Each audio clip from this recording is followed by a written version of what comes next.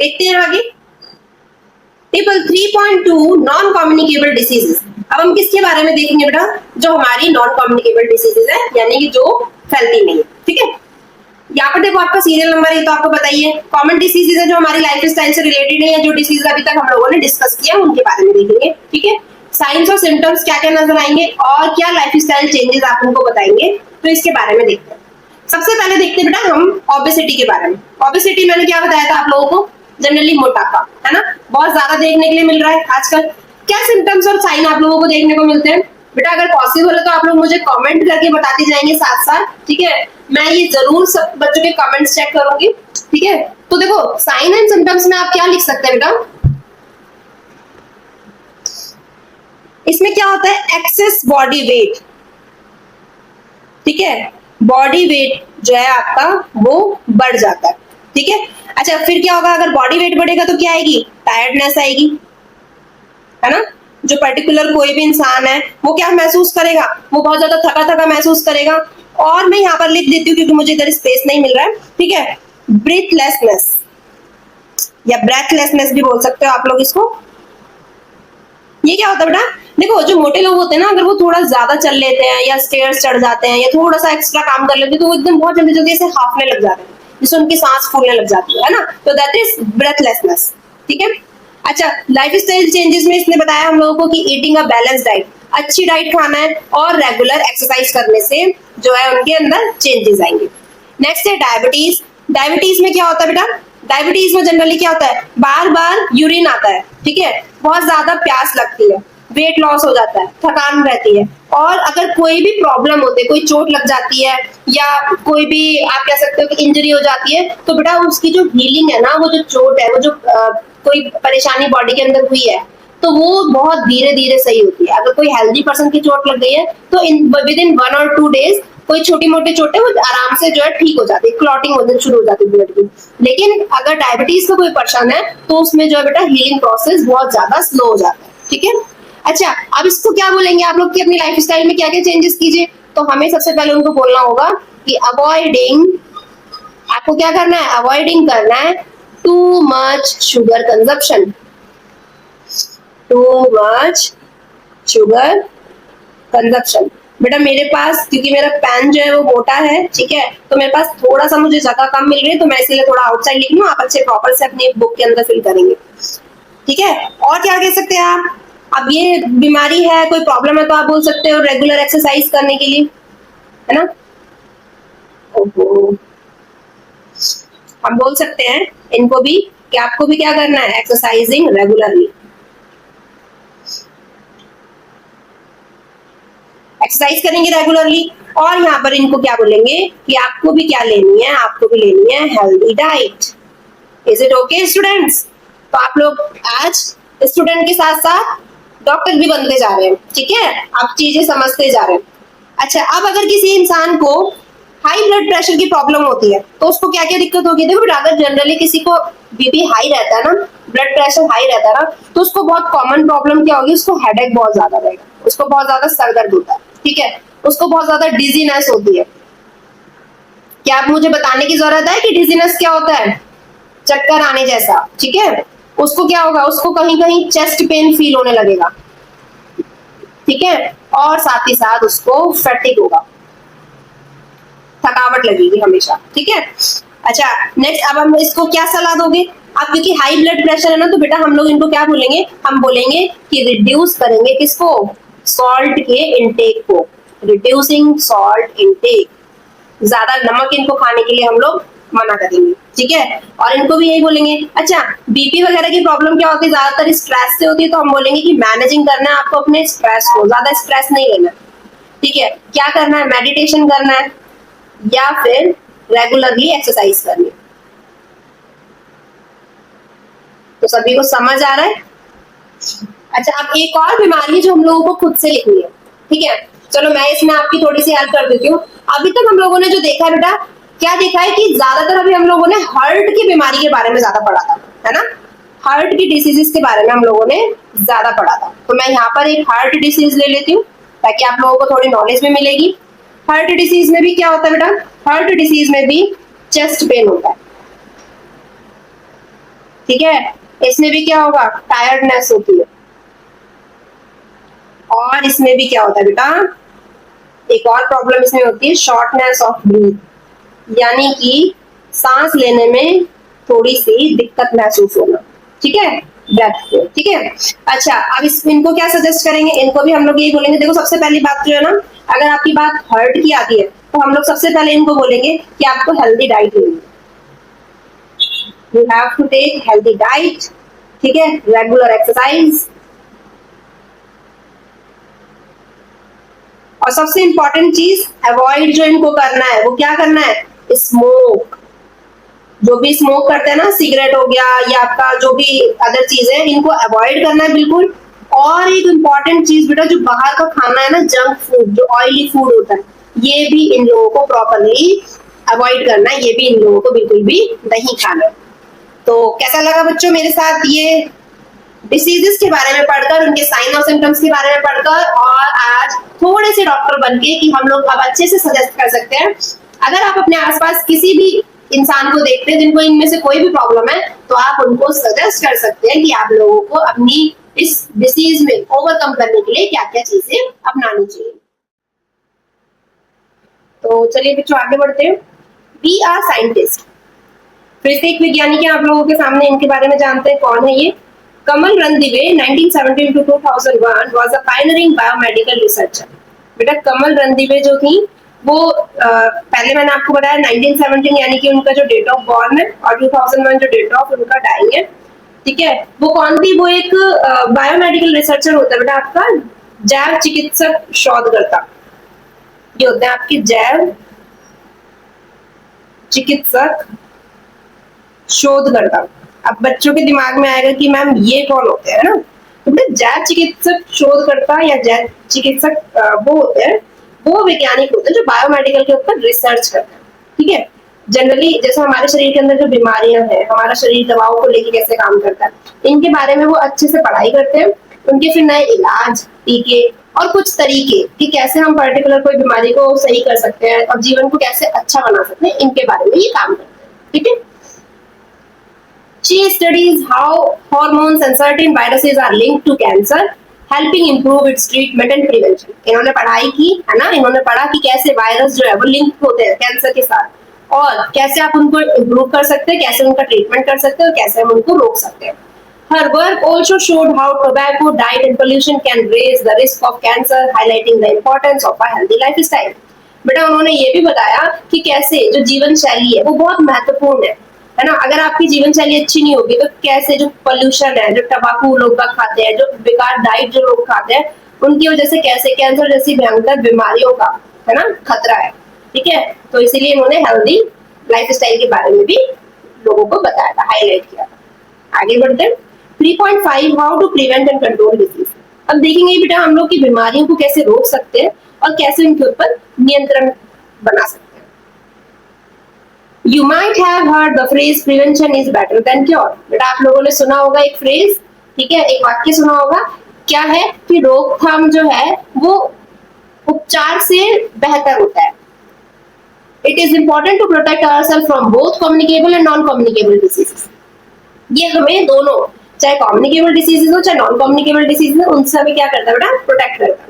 Generally prevention is better than cure क्या है कि उपचार से रोकथाम से बेहतर जो है आपका वो क्या है, उपचार है ना। रोकथाम जो है आपका वो उपचार से बेहतर है।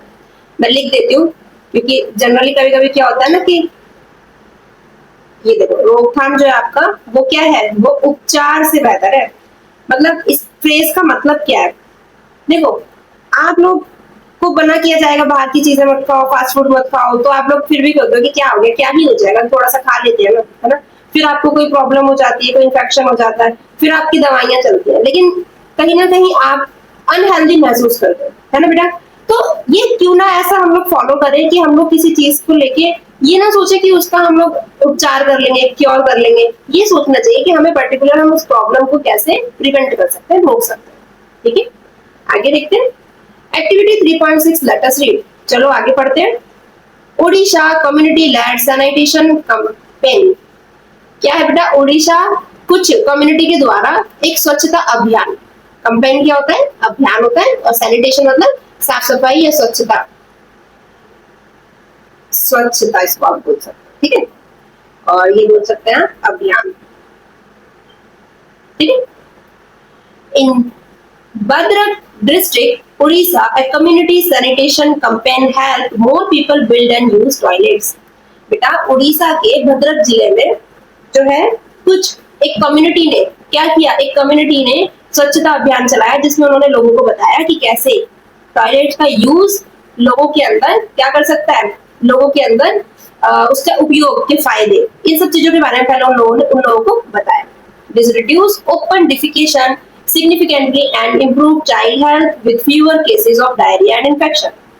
तो उन्होंने बेटा इससे क्या हुआ, जो उन्होंने अभियान चलाया इससे जो खुले में शौच करने जैसी समस्याएं थी ना, जिससे लोगों को इन्फेक्शन वगैरह हो जाते थे, है ना, बीमारियां हो जाती थी, तो ये इस पर क्या आया, इसमें इम्प्रूवमेंट आई, है ना, जिससे बच्चों की हेल्थ में सुधार आया, और जो बहुत ज्यादा मात्रा में इन्फेक्शन जैसे केसेस थे, वो डायरिया और इन्फेक्शन के केसेस अब कम हो गए थे। आगे बढ़ते हैं। What do you infer from this case study? आप लोग इस स्टडी से क्या निष्कर्ष निकालते हैं? Simple steps like good sanitation can greatly reduce the spread of communicable disease. बेटा छोटे छोटे स्टेप्स जो आप अच्छी स्वच्छता के लिए ले सकते हो, वो भी एक भयंकर बड़ी से बड़ी कम्युनिकेबल डिसीजेस को, फैलने वाली बीमारियों को कम कर सकते हैं। Find about such community campaign held in your location. बेटा अपने कम्युनिटी के अंदर अगर कोई ऐसा अभियान चलाए तो उसके बारे में पता लगाइए। Share in your class and discuss with your peers about the impact of such initiative. अपने दोस्तों के साथ और अपनी क्लास वाले बच्चों के साथ इनको शेयर कीजिए, और ये भी बताइए कि उससे क्या क्या प्रभाव पड़े, क्या क्या इनिशिएटिव्स उसके रहे। आगे बढ़ते हैं। Ability of the body to fight disease. अब रोगों से लड़ने के लिए जो हमारी बॉडी के अंदर जो क्षमता होती है ना, उसके बारे में बात करते हैं। You would have noticed that some people get sick more frequently than others, although living in a similar environment. बेटा आपने देखा होगा कि एक ही वातावरण में रहने के बावजूद भी कुछ लोग ऐसे होते हैं जो बहुत जल्दी बीमार पड़ जाते हैं और कुछ लोग बीमार नहीं पड़ते। Do you know why? आपने सोचा कि ऐसा क्यों होता है? The natural ability of our body to fight diseases is known as immunity.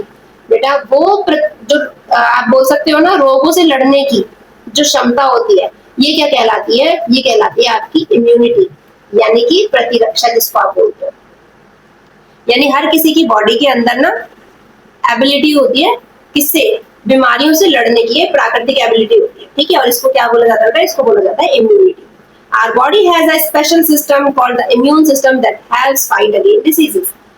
बेटा हमारी बॉडी के अंदर एक स्पेशल सिस्टम होता है जो बीमारियों से लड़ता है, जिसे क्या बोला जाता है? जिसे बोला जाता है इम्यून सिस्टम, या फिर हिंदी में इसे बोला जाता है प्रतिरक्षा प्रणाली, ठीक है। सिस्टम मतलब प्रणाली होता है ना, तो प्रतिरक्षा प्रणाली, या लिख देती हूँ प्रणाली भी साथ में, ठीक है। आगे बढ़ते हैं। You might have taken some drops or injection in your childhood to protect yourself from certain diseases such as polio, measles, tetanus and hepatitis. बेटा अगर आप लोगों को याद हो तो आप लोगों को बचपन में कई तरीके के इंजेक्शन लगाए जाते हैं, है ना, जैसे पोलियो का, मीजल्स का, टेटनस का, हेपेटाइटिस का। ये क्यों लगाते हैं? क्या आप लोगों ने कभी सोचा है कि ये इंजेक्शन क्यों लगाए जाते हैं? These are vaccines. इनको क्या बोला जाता है? इनको बोला जाता है वैक्सीन, या इनको बोला जाता है टीकाकरण, जिसको बोलते हैं टीके लगाना, ठीक है। That help prevent serious infections caused by virus and bacteria. बेटा वायरस और बैक्टीरिया से होने वाले गंभीर इन्फेक्शंस को ये क्या करते हैं? ये रोकते हैं, ठीक है, होने से बचाते हैं।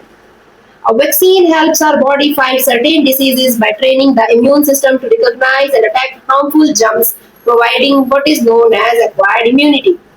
Protection developed after exposure to a pathogen or a vaccine. देखो बेटा जनरली वैक्सीनेशन में होता क्या है? देखो एक्वायर्ड इम्यूनिटी क्या होती है? जनरली आप लोगों को कोई प्रॉब्लम हो रही है, ठीक है, उससे पहले, है ना, आप लोगों को टीकाकरण कर दिया जाता है ना। जब हम लोगों को किसी पर्टिकुलर बीमारी से रिगार्डिंग कोई टीका वैक्सीन लगाई जाती है, तो वो वैक्सीन हमारी बॉडी के अंदर खुद से एक डिफेंस सिस्टम क्रिएट कर लेती है। मतलब इसका ये होता है कि जैसे अगर आपकी बॉडी के अंदर कोई भी अननोन सब्सटेंस या हार्मफुल जर्म्स आपकी बॉडी को अटैक करेंगे, तो वो पहले से ही उनको पहचान लेंगे कि ये आपकी बॉडी से तो मिलते जुलते नहीं है, यानी कि कोई बाहर से आए हुए चीज है। उनको पहले रिकॉग्नाइज करेंगे, पहचानेंगे, और उसके बाद उन हार्मफुल जर्म्स को अटैक करके उनको वहीं से उनके साथ लड़ेंगे, ठीक है, फाइट करेंगे और आपकी बॉडी को प्रोटेक्ट करेंगे, उससे रिलेटेड कोई भी इंफेक्शन या बीमारी होने से आपकी बॉडी को बचाएंगे। तो समझ आया होगा आप सभी को कि एक्वायर्ड इम्यूनिटी क्या होती है बेटा। हिंदी वाले बच्चों के लिए बता देती हूँ, इसको बोला जाता है उपार्जित उपार्जित और प्रणाली इम्यूनिटी तो प्रतिरक्षा ही कहलाएगी। ठीक है, तो ये होती है आपकी उपार्जित प्रतिरक्षा। ठीक है, आगे बढ़ते हैं इसके साथ। Vaccines can be made in different ways, from weakened to dead pathogens like viruses or bacteria, or from inactive or harmless part of the pathogen। बेटा ये जनरली क्या होता है कि जो आपके वैक्सीन्स होते हैं ना, ये जो ऐसा पार्ट होता है, जो विषाणु और जो जीवाणु होते हैं ना, इनके आप बोल सकते हो कि वीक पार्ट से या डेड पार्ट से इनके बनता है, किसी वायरस और बैक्टीरिया से, या फिर कोई हार्मलेस और इनएक्टिव पार्ट से बनाया जाता है, जिससे हमारी बॉडी को कोई क्या ना हो, कोई इन्फेक्शन या कोई बीमारी ना हो। Some newer vaccine instruct to our own body cells to make a harmless part of the germ which our immune then learns to fight। Generally क्या होता है, हमारी बॉडी के अंदर इसको इंट्रोड्यूस कर दिया जाता है, ताकि जब हमारी बॉडी के अंदर कोई भी जर्म्स वगैरह आएंगे, ठीक है, तो ये क्या करता है, हमारी बॉडी को सिखाता है कि किस तरीके से आपको उसको फाइट करना है। ओवरऑल मिलाकर अगर मैं सिंपल लाइन में एक बात बोलूं तो वैक्सीन्स क्या होती है, आपकी बॉडी में इंट्रोड्यूस कराई जाती है कि जब भी आप ऐसे समझ लो कि उनको सिखाया जाता है कि जब भी आपको लगे कि कोई अननोन या कोई जर्म, ठीक है, आपकी बॉडी के अंदर एंटर कर रहा है, तो आप उससे फाइट करो और फाइट करके उसको वहीं पर किल कर दो, ताकि वो बॉडी को कोई भी हार्मफुल नुकसान ना पहुंचा सके। ठीक है, अब आपके दिमाग में आएगा कि मैम क्या सारी इन्फेक्शंस के लिए एक ही वैक्सीन होती है? तो आप लोगों को बहुत अच्छे से भी मैंने बताया कि टेटनस का अलग लगती है, पोलियो की अलग वैक्सीन होती है ना, तो सबकी अलग अलग होती है। For example, a tetanus shot, often given after an injury, protects against infection by the tetanus-causing bacteria।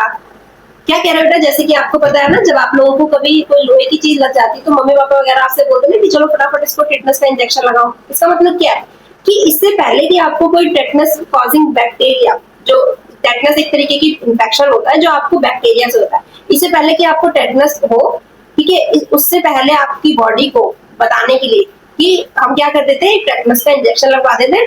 In the case अगर आपकी बॉडी में उससे रिगार्डिंग बैक्टीरिया पनपेंगे तो वो उसको इंट्रोड्यूस कर लेगा, पहचान लेगा और उसके बाद उससे फाइट करेगा और आपको इन्फेक्शन नहीं होने देगा। Is it okay students? It contains an inactivated bacterial toxin that help the immune system develop protection without causing the disease। अभी मैंने आपको बताया इसके अंदर क्या होता है बेटा, इसके अंदर इनएक्टिवेटेड बैक्टीरियल टॉक्सिन होते हैं, ठीक है, जो हेल्प करते हैं इम्यून सिस्टम को प्रोटेक्शन करने के लिए उस पर्टिकुलर बैक्टीरिया से। Do you know when the first vaccine was discovered? क्या आप लोग जानते हो कि सबसे पहली वैक्सीन कब बनी थी? आगे बढ़ते हैं। अच्छा, थोड़ा मैं इसको नीचे रखूंगी। Edward Jenner and the smallpox. Edward Jenner और स्मॉल पॉक्स जनरली होता है चेचक या छोटी माता जिसको बोलते हैं आप लोग। चेचक आप लोगों ने बहुत ज्यादा सुना होगा, ठीक है। आइए पढ़ते हैं इसके बारे में, क्या है ये।